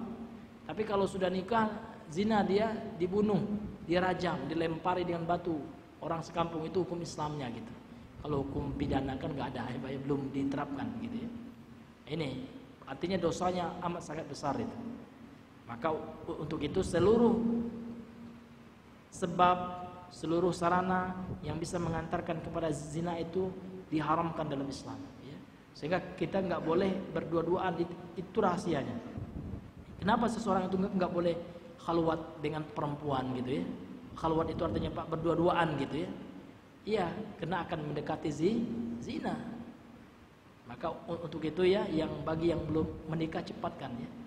Ketimbang kita digoda tuh setan terus Pak ya, dimanfaatkan syahwat kita ke dalam hal yang haram. Karena kita memang sudah ada potensi nafsu, kita ada. Setiap manusia diberi nafsu oleh Allah. Ya kan? Dan setan berupaya menggoda kita supaya kita nafsu itu di jalan yang sesat. Itu zina itu sesat. Seburuk-buruk jalan, wasa as-sabila, kata Allah. Maka untuk itu solusinya sudah ada dalam Islam, menikah. Makanya ingat para wali ya, yang punya anak gadis, iza ja'akum man tardawna dinahu wa khuluquhu. Apabila datang kepada kalian wahai ayah ibu yang punya anak gadis, seorang laki-laki yang bagus akhlak dan agamanya, ya kan? Fankihuhu, nikahi dia. Kalau enggak dinikahi dengan orang yang bagus agama dan akhlaknya, akan terjadi kerusakan Pak. Anak kita akan dinikahi oleh siapa? Orang-orang enggak betul ya. Jangan silau dengan dunia Pak.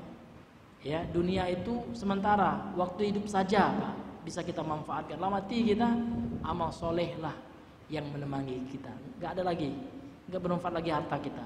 Harta yang bermanfaat itu hanyalah yang kita infakkan, yang hanyalah yang kita gunakan di jalan Allah, yang menolong kita, amal kita itu Pak. Maka carilah orang yang suka beramal gitu ya. Cari menantu yang suka beramal gitu. Beramal saleh, yang bisa menjadi ya pelita, imam bagi anak kita ya. Imam itu kalau dalam istilah orang Minang Pak, diumpamakan dengan tongkat. Kalau bahasa Minangnya tungke gitu ya. Jangan sampai imam kita itu dalam pepatah Minang dikatakan tungke membawa rabah gitu ya. Padahal tongkat itu untuk menopang dia berjalan. Jangan sampai tongkat itu yang membuat dia rebah gitu ya, yang membuat dia rabah. Rabah itu artinya jatuh ya. Maka pilihlah imam yang bisa menuntun kita, menuntun anak kita gitu. Ini ya. Makanya dalam hadis itu, man ja'akum min hadis sahih, yang disahihkan oleh Syekh Albani, man ja'akum man tardawna dina wa khuluquhu fankihuhu. Ya, siapa yang datang kepada kalian laki-laki gitu ya, yang bagus agama dan akhlaknya, maka nikahilah dia. Dia Pak, agama dan akhlak. Agamanya dulu Pak, karena agama itu akhlak kepada Allah. Agama itu sempurna. Hablum minallah, hablum minan nas ya. Agamanya dulu bagus, sholatnya hubungannya dengan Allah bagus, dia tidak melakukan kesyirikan gitu ya. Kemudian setelah itu maka lihat bagaimana lisannya. Apakah dia laki-laki yang suka bercarut, yang suka riba, suka membentak? Nah, itu ya, karena kalau orang yang bagus agamanya dia akan takut Pak ya. Dia akan takut sembarang ngomong. Karena setiap perkataan itu Pak, per hurufnya itu akan ditanya oleh Allah. Jangan kan perkataannya. Per huruf insya Allah itu akan ditanya oleh Allah Subhanahu wa taala. Maka orang yang takut kepada Allah, dia tidak akan berucap kecuali sesuatu yang mendatangkan ridho Allah. Karena dia takut kepada Allah. Maka carilah orang yang takut kepada Allah. Untuk kita yang punya anak perempuan, saya juga Pak ya. Dan kita banyak berdoa Pak. Kita doakan anak kita, ya Allah, jodohkan anakku dengan laki-laki yang mampu menjadi imam baginya di dunia dan menjadi sebab syafaat baginya di akhirat. Karena syafaat itu banyak Pak. Di antara syafaat adalah orang yang soleh yang dekat dengan kita. Apalagi teman kita. Teman yang terdekat sama kita siapa Pak? Istri kita. Teman yang dekat dengan ibu-ibu siapa? Suami ibu-ibu. Maka dalam hadis Sahih Muslim, di antara syafaat Nabi kelak syafaat dari teman yang saleh dan solehah, termasuk syafaat dari suami istri. Carilah suami yang kelak nanti Pak bisa berdoa dia kepada Allah. Ketika ibu-ibu ya, mohon maaf ya, karena dalam hadis dikatakan kebanyakan penghuni neraka itu siapa? Ibu-ibu.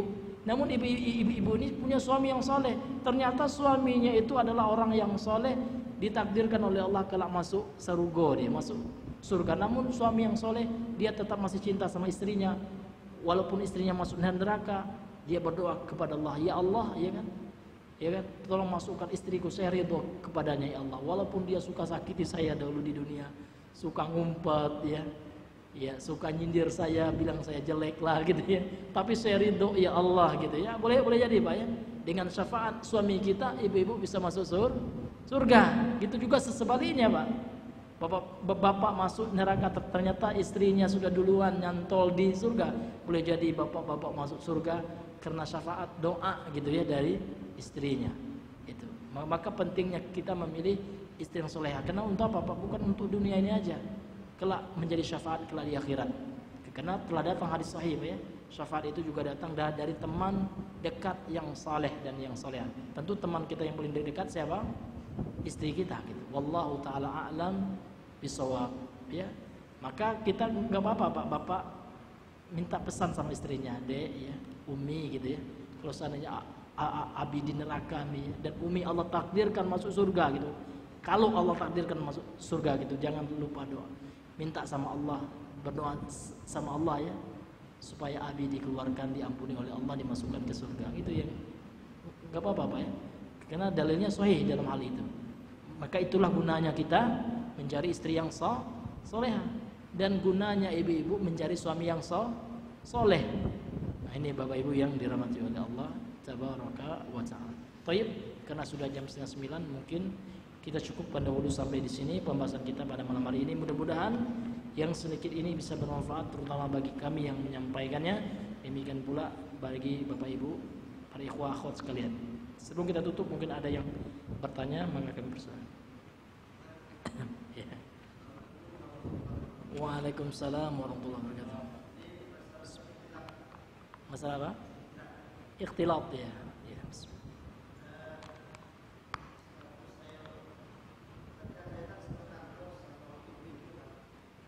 Iya.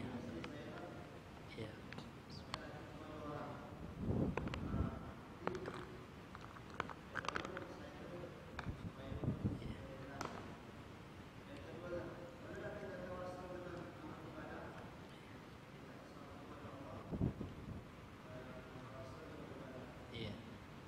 Yang pertama, ikhtilat ya, itu diharamkan kalau memang tidak bisa keluar dari ikhtilat. Nah, memang ada ikhtilat, memang nggak bisa tidak kita gitu ya. Sesuatu hati kita nggak menerima gitu Pak ya. Contoh kita di pasar, tentu banyak ibu-ibu juga yang di pasar ya kan? Nah, atau di tempat-tempat umum, misalkan kita puskesmas, rumah sakit ya kan? kita nggak bisa menghindari itu gitu. Maka dalam konteks yang seperti itu bang, kan abang memang pekerjaannya disitulah gitu ya. Jadi untuk menghindari itu tentu risikonya besar bagi abang gitu ya. Maka yang pertama kita jauhi duduk-duduk di dekat. Kan kalau di sekolah pak kita kan bisa mengatur itu. Jangan duduk dengan dua-duaan dengan ibu-ibu, itu jangan seperti itu. Jadi abang cari aman gitu ya. Misalkan abang duduk ya di tempat di daerah yang misalnya kalau ibunya di belakang, abang di depan gitu ya. Kalau ibunya samping kanan, abang samping kiri ya. Jangan kita dekat-dekat gitu ya. Nah, kecuali memang ada hajahnya, ada hajatnya. Memang waktu itu abang lagi minta tolong apa, ada kebutuhan apa, ini kan dalam keadaan darurat. Kita pun dalam kehidupan sehari kan seperti itu. Gak bisa pula kita misalkan mau belanja yang jaga warung ibu-ibu, masa kita nggak mau bayar kan ibu-ibu ikhtilat kan, nggak, itu ada hajatnya gitu, ada kebutuhannya seperti itu. Jadi memang kalau kondisinya seperti itu memang harus menjaga hati betul ya pak ya, jaga hati dan hindari berdekat-dekatan gitu. Karena kalau di sekolah pak, saya diceritakan teman saya ada ya istrinya mantan dosen ya. Kenapa dia sangat geram katanya, pernah katanya istrinya itu bercerita itu laki-laki dosen-dosen yang laki-laki itu kayak suka dekat-dekat kita, kata suka bercanda sambil megang-pegang pula katanya, risih istrinya, bahkan ditepuk bau-bau istrinya. Tapi kan dia alasannya bercanda gitu ya. Dipegang baunya itu kan nggak layak gitu ya. Sebagai seorang muslimah kan ada batasannya. Yang seperti itu pak ya. Kadang orang-orang itu pak nggak paham terkadang orang ya. Iya. Dan kalau seandainya ibu-ibu dalam kondisi seperti itu, jangan memakai sesuatu yang mencolok. Karena laki-laki itu kalau lihat ada yang pakai seksi ya, apalagi yang ketat-ketat, itu kan yang nggak takut sama Allah kan senang dia, ya kan? Karena dia hanya mementingkan hawa nafsunya. Dia nggak merasa Allah lagi mantau dia. Tapi dalam keadaan seperti itu bang, hendaknya abang selalu merasa diawasi oleh Allah, ya kan? Bayangkan abang diawasi oleh Pak Jokowi, karena Allah lebih besar lagi ya, lebih hebat lagi, ya kan? Pak Jokowi yang mantau abang di apa, di CCTV ya, CCTV Pak Jokowi gitu ya. Dan bayangkan Allah lebih lagi CCTV-nya Allah gitu. Bahkan Allah nggak butuh CCTV, ya Allah langsung lihat gitu ya. Ini, jadi dalam keadaan seperti itu kita harus senantiasa ya merasakan atau menghadirkan muraqabatullah ya, merasa kita selalu diawasi oleh Allah gitu. Ya kan, insya Allah ya, dengan itu akan berdampak positif dan menghindari perkara yang negatif seperti itu. Ya, maka kalau kondisi abang memang enggak sulit untuk tidak ikhtilat yang seperti itu, ya kan, maka coba jauhi, jangan sampai ngumpul-ngumpul dengan ibu-ibu. Ya. Karena terkadang Pak, kalau kita satu kantor itu kadang-kadang makan Pak. Saya dulu waktu kuliah Pak ada tugas kelompok gitu. Jadi tugas kelompok itu ya Allah, kita dewek yang cowok banget, semua cewek. Apa kata cewek itu yang buat saya waktu itu, ya Allah gimana ini ya? Apa ayo ya, waktu itu kan makan siang gitu ya. Nah, supaya kita hemat katanya, kita makan berjemaah aja katanya. Ya Allah, makan jemaah aja Pak ya. Satu nampan mulai, ya Allah. Ya makan berjamaah ini kan sunnah, tapi nggak harus dengan bukan mahram gitu ya. Ini talbisnya di situ bang. Jadi sulit kita untuk menghindar hal seperti itu. Maka apanya bang? Triknya kita jangan terlalu dekat bang. Nggak apa-apa kita dianggap sombong gitu ya sama cewek-cewek itu ya. Jadi kita nampakkan kita nggak terlalu dekat. Kita berhubungan itu kalau perlu aja. Nah, tapi jangan kita banyak ngota, itu yang bahaya itu. Banyak ngota, ngerumpi kan. Nah itu. Terkadang yang seperti itu Pak ya. Nah, iya. Kadang curhat pula kawan kantor kita, minta nomor HP ya. Nah, itu yang harus dihindari yang seperti itu Bang, karena itu tipu daya syaitan di situ. Iya. Itu yang harus kita berhati-hati gitu. Iya. Minta nomor HP kita pula, ya kan? Nah, akhirnya apa? Ya kan, ayo Pak ya kalau ada waktu libur yuk kita makan siang Pak gitu ya. Sambil ngomong itu kan bahaya itu ya. Ya seperti itu yang harus kita cut teman-teman ya. Itu memang sudah permainan syaitan. Ya. Jadi kalau kondisi seperti itu Bang, maka kita harus bisa jaga diri gitu ya. Jaga hati kita, karena fitnah wanita itu harus kita tanamkan. Ya Allah ini bahaya ya Allah. Ya jangan kita anggap remeh. Kita harus yakini fitnah wanita itu sebagaimana Nabi mengatakan fitnah yang sangat besar bagi kaum laki-laki. Gitu. Kemudian yang kedua mengenai tawassul dengan amal soleh boleh. Kenapa dalilnya banyak? Di antara dalilnya adalah dalam Sahih Bukhari kisah 3 orang yang terkurung dalam gua itu. Jadi misalkan kita habis melakukan amal soleh yaitu sedekah, ya baca Al-Quran, sholat, maka kita mengatakan ya Allah kalau seandainya sholat yang aku kerjakan tadi ikhlas karena Engkau ya Allah, tolong mudahkan urusanku kelak di akhirat, ya. Masukkan aku ke surga. Boleh seperti itu Bang. Ya, wallahu a'lam bishawab.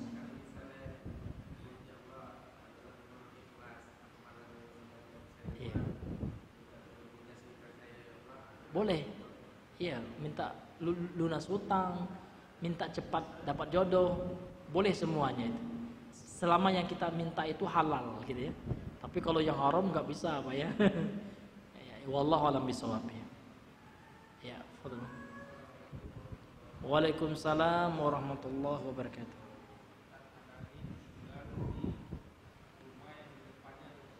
Iya. Perkantoran ya, Masya Allah.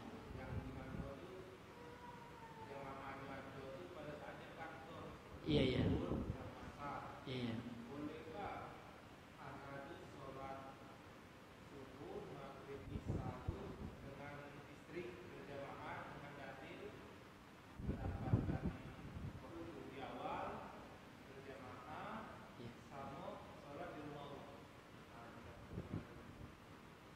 Iya, jadi di situ dekati orang yang sholat di masjid. Di musola. Yang penting abang azan, itu yang penting. Jadi yang penting di masjid itu kita azan. Orang tidak datang, ya kan? Atau datang alhamdulillah. Tidak ada datang kita sudah manggil gitu. Nah, yang penting kita sudah azan keluar mic-nya keluar gitu. Nah, kalau seandainya orang nggak datang urusan dia kelak ditanya oleh Allah nggak datang menyambut seruan Allah.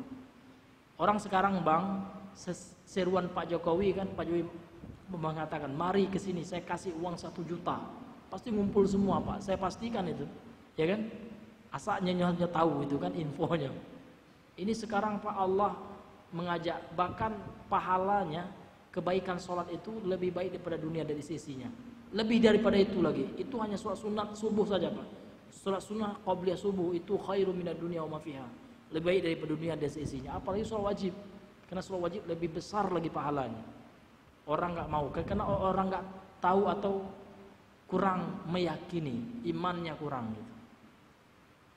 Ya, jadi kalau seperti itu, kalau di musola itu atau di masjid kecil itu ada azannya, abang datang, berarti abang sudah sholat berjamaah. Gitu. Ya. Walaupun sendirian. Gitu. Karena yang salah siapa? Orang itu ngapa nggak hadir? Atau abang dengan istri waktu itu? Boleh. Karena wanita itu memang lebih afdol di rumah. Tapi kalau dia ingin ke masjid, haram bagi kita melarangnya. Kalau tidak ada alasan syar'i bagi kita. Kalau ada alasan syar'inya apa? Misalkan istri kita ini seksi-seksi ke masjid ya. Nah, kita larang, kamu ini seksi, ini bahaya, mendatangkan fitnah. Itu nggak apa-apa kita larang. Tapi kalau istri kita sudah pakai semuanya lengkap hijabnya, kalau kita larang, maka Nabi mengatakan jangan kalian larang hamba-hamba Allah yang wanita ke masjid menunaikan ibadah kan gitu. Itulah ya kesimpulan dari hadis Nabi sallallahu alaihi wasallam. Namun yang lebih utama kita hanya menyarankan misalnya, memaksa nggak bisa. Yang lebih utama itu sholat wanita di rumah. Tapi kalau ngotot di masjid nggak bisa juga abang melarang. Karena Rasul melarang ya wanita, melarang laki-laki yang melarang wanita ke masjid. Gitu. Wallahu a'lam bishawab.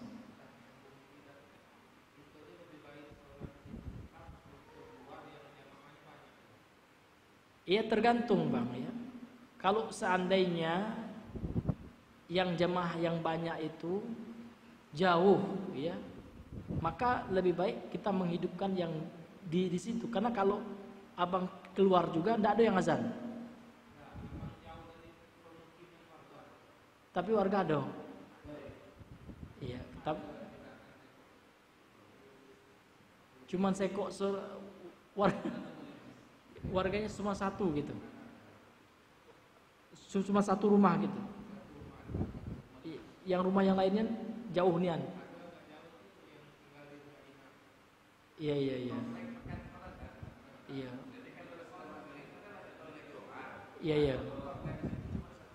Iya. Jadi kalau abang ingin sholat di situ juga sudah dikatakan menunaikan sholat. Tapi kalau abang menanyakan mana yang lebih besar pahalanya gitu ya, tentu sholat yang banyak jemaahnya. Kalau ditanyakan yang lebih besar pahala. Tapi kalau abang sholat di situ sudah dihitung berjamaah. Artinya abang tidak berdosa lagi, tidak dikatakan meninggalkan jamaah, karena abang sudah berjamaah di masjid, gitu ya. Walaupun dengan istri, boleh itu. Tapi kalau ingin pahala yang lebih besar, tentu yang lebih banyak jemaahnya. Kan seperti itu ya. Wallahu a'lam bishawab. Kecuali nanti abang di situ muazin gitu. Jadi gara-gara abang sholat di tempat yang banyak jemaah, tidak ada azan di situ, kena ke abang gitu. Karena disebutkan dalam hadis itu kalau seandainya ada masjid ya di satu daerah walaupun termasuk komplek, ya kan, kalau tidak ada azan itu daerah komplek dikuasai syaitan gitu. Ya, karena azan itu mengusir syaitan. Gitu. Ya. Dalam hadis yang disahihkan oleh Imam An-Nawawi ini, walaupun ada sebagian yang mendoifkan, hadis riwayat Ibnu Majah. Ma min salasah, tidak ada dan tidaklah ada tiga orang tinggal di suatu kampung fi qaryatin. Ma min salasatin fi qaryatin. Tidaklah tiga orang yang berada di kampung. Jadi isi kampung itu cuma 3 orang gitu Pak ya. Kemudian apa? Yang 3 orang itu tidak ke masjid dan tidak menggunakan azan illa istahwadha alaihim syaitan ya. Kalau enggak digunakan azan dan ada masjid di situ, maka kampung tempat mereka tinggal itu akan dikuasai oleh syaitan. Itu hadisnya disahihkan oleh Imam An-Nawawi, mengatakan hadisnya sahih. Artinya apa? 3 orang ini sudah menggugurkan, ini menurut mazhab Imam An-Nawawi, karena menurut Imam An-Nawawi sholat berjamaah itu fardu kifayah. Jadi kalau ada 3 orang, dalilnya ini ya, hadis. Namun hadis ini di antara ulama lain mengatakan lemah. Kenapa? Karena ada hadis yang lain yang menunjukkan fardu ain bagi laki-laki. Dan itu pendapat yang dikuatkan oleh mazhab Hambali dan dipilih oleh Syekhul Islam Ibnu Taimiyah. Namun yang untuk lebih selamatnya, yang rajihnya, bagi laki-laki yang tidak dalam keadaan safar, tidak ada uzur seperti hujan, sakit, badai gitu ya, maka hukum dia sholat berjamaah wajib. Dalilnya apa? Banyak sekali. Seorang sahabat yang buta, Abdullah bin Ummi Maktum ya, dia bertanya, saya ini buta wahai Rasulullah, ya kan, adakah keringanan saya untuk tidak sholat berjamaah? Maka Nabi balik bertanya, hal sami'tan nida, apakah engkau dengar seruan azan? Naam, iya katanya. Maka tidak ada keringanan bagi ini orang buta, kata ulama. Orang buta aja nggak ada keringanan, apalagi kita yang lengkap, matanya masih melihat dengan benar ya, dengan terang gitu ya. Bahkan Nabi juga marah, Pak. Sempat Nabi mau menyuruh sahabat itu mengumpulkan kayu bakar untuk membakar rumah-rumah orang yang tidak menghadiri sholat berjamaah. Dan Allah juga memerintahkan warka'u ma'arraki dalam surah Al-Baqarah. Perintah Allah itu hukum asalnya wajib. Warka'u itu jamak, perintahnya untuk kalian, rukulah kalian bersama orang ruku, itu sholat berjamaah gitu. Maka untuk itu pendapat yang kuat itu sholat berjamaah wajib bagi laki-laki. Wallahu a'lam bishawab. Iya. Iya.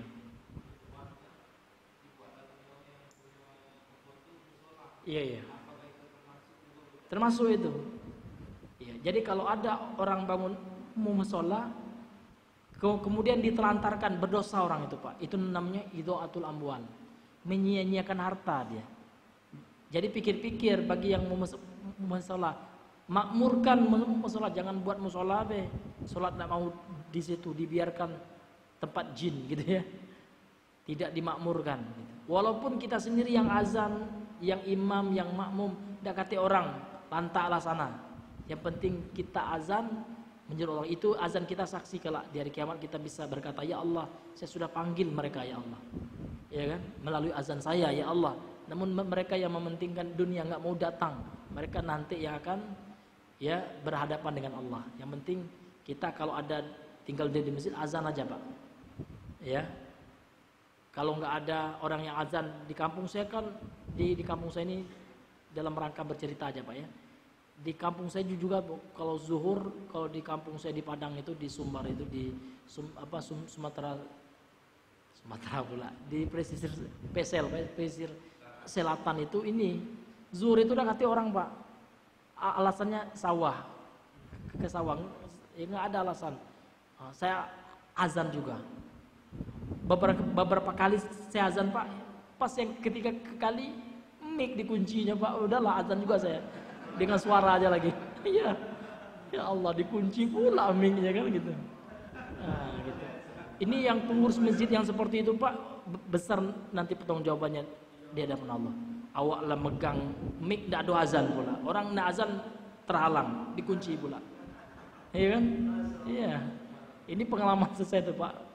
Udahlah azan mulut aja lah, yang penting menjadi saksi di hadapan Allah.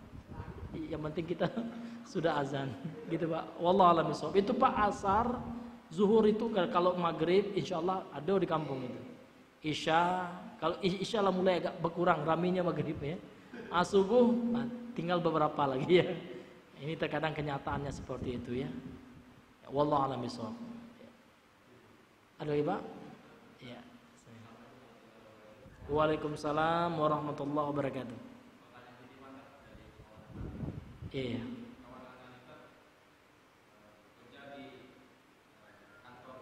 Iya. Iya, iya. Iya, iya. Iya.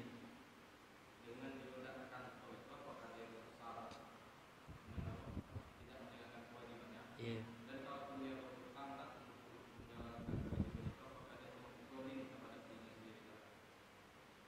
Yang pertama ya, seseorang itu wajib, yang pertama dia wajib menunaikan kewajibannya. Jadi kalau kita bekerja, kita sudah akad sebelum bekerja Bang ya. Akad itu suatu perjanjian gitu. Kalau kamu bekerja, maka jam wajib masuknya jam sekian ya. Karena Rasul mengatakan al-mu'min ala syurutihi ya, seorang mukmin itu terikat dengan perjanjiannya gitu. Namun dia bukan ingin melanggar perjanjian ya, ada sebabnya. Berarti dia ada uzurnya. Uzurnya apa? Nggak ada uang untuk beli bensin gitu. Maka hal yang seperti itu dikomunikasikan. Pak, saya nggak hadir, saya nggak datang Pak, nggak ada uang bensin gitu. Nah, seperti itu. Ya kan, mudah-mudahan bosnya memberikan uzur gitu ya. Ya supaya nggak dipotong gaji gitu ya. Tapi kalau dia berhutang bagaimana gitu? Apakah dia zolim? Tergantung dia. Kalau dia berhutang sanggup dia bayar, tentu nggak zolim gitu ya. Karena berhutang itu memang hukum asalnya itu mubah, boleh gitu. Namun yang haram, ada orang berhutang niat nggak bayar, walaupun sama orang tua sekalipun. Kan ada juga Pak, pengalaman saya ya. Ada juga saudara saya gitu ya, berhutang sama orang tua Pak. Nah, sengaja dia nggak ada bayar gitu kan, orang tua dewe itu salah. Walaupun sekalipun itu orang tua kita, akad kita, perjanjian kita sebelum ngambil uang orang tua kita utang, wajib kita bayar. Kalau orang tua kita nggak ikhlas Pak, sampai ke akhirat itu dituntut sama orang tua kita. Karena utang itu perkara berat itu memang ya. Maka berhutang itu boleh, namun harus dipastikan ya, diusahakan kita mampu membayar. Kan sekarang kan nggak, orang ngetrennya mengutang Pak. Sekarang dimarakkan mengutang itu, padahal bukan perkara yang urgen. Cuman apa? Cuman nak makan nasi kebuli, ngutang juga. Buat buka bersama, ngutang juga dulu ya Allah. Ya, maka untuk hal itu Pak, kalau seandainya teman antum itu merasa mampu untuk membayar, memang dia lagi kepepet betul, tidak ada duit ya, nah, nggak apa-apa dia utang. Kan beli bensin kan nggak terlalu mahal lah ya, nggak terlalu besar nominalnya itu ya, mungkin 50.000 bisa gitu kan, itu nggak apa-apa itu insya Allah. Iya, tidak ada sesuai ya. Ya kalau memang dia merasa nggak sesuai seperti itu, ya cari pekerjaan lain aja gitu. Nah, seperti itu. Ya. Waalaikumsalam warahmatullahi wabarakatuh. Iya.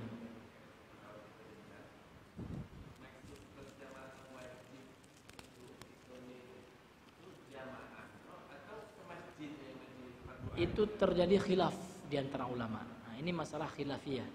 Kalau dalam Mu'tamad Madzhab Hambali itu berjamaahnya. Tapi kalau Syekhul Islam mengatakan enggak di masjid. Karena berdasarkan dalil sahabat yang buta itu mendengar azan di masjid. Maka untuk keluar dari masalah khilafiyah itu Pak, tentu kita di masjid itu yang paling utama. Kecuali memang kita dalam keadaan yang genting gitu ya. Misalkan ya, teman-teman yang hobinya apa? Pergi ke hiking atau pergi ke apa? Naik hutan gitu ya. Masuk waktu sholat, nak ke masjid jauh. Ya kan bisa memang sampai ke masjid, pas sampai di situ orang sedang zikir berjamaah misalkan, orang yang hobi zikir berjamaah ya. Jadi telat dia sholat gitu. Maka boleh kondisi yang seperti itu dia buat jamaah di hutan itu atau di tempat yang suci itu ya. Seperti itu. Jadi kalau abang yang wajibnya yang mana, berjamaahnya atau ke masjidnya gitu ya. Berjamaah di masjid, maka pendapat yang kuat insya Allah yang dikuatkan bukan oleh saya Pak ya, oleh Syekhul Islam Ibnu At-Taimiyah adalah di masjid. Ya walaupun gitu. Yang penting kita azan, jangan ada azan. Kenapa? Kalau ada azan tidak tahu orang. Gitu.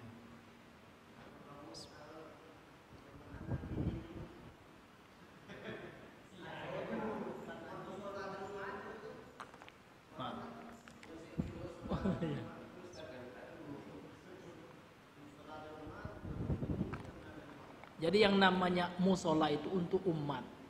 Ya. Nah, tapi kalau musola di rumah tuh boleh nggak orang rame-rame sholat di situ? Nah, kan enggak itu. Itu bukan musola itu rumah aja itu. Yang namanya masjid itu milik umat, itu fasilitas umum. Fasum itu Pak. Iya, maka salah itu. Masjid buat pribadi, enggak. Kalau kita sudah niatkan buat musola, berarti kita sudah serahkan itu kepada Allah. Karena statusnya itu bukan rumah kita pribadi. Itu sudah menjadi baitullah, sudah menjadi rumah Allah. Jadi bebas orang Islam. Berarti itu bukan masjid itu yang di rumah itu ya. Rumah aja yang bentuk-bentuknya kayak masjid gitu ya. Tapi statusnya bukan masjid. Kalau itu masjid, syaratnya bukan milik pribadi lagi itu. Sudah milik Allah ya, buat umat. Ya wallahu a'lam bishawab. Ada lagi Bang? Ya, kalau enggak ada ya kita tutup dengan doa kafaratul majelis. Subhanakallahumma bihamdika asyhadu an la ilaha illa anta astaghfiruka wa atubu ilaik. Assalamualaikum warahmatullahi wabarakatuh.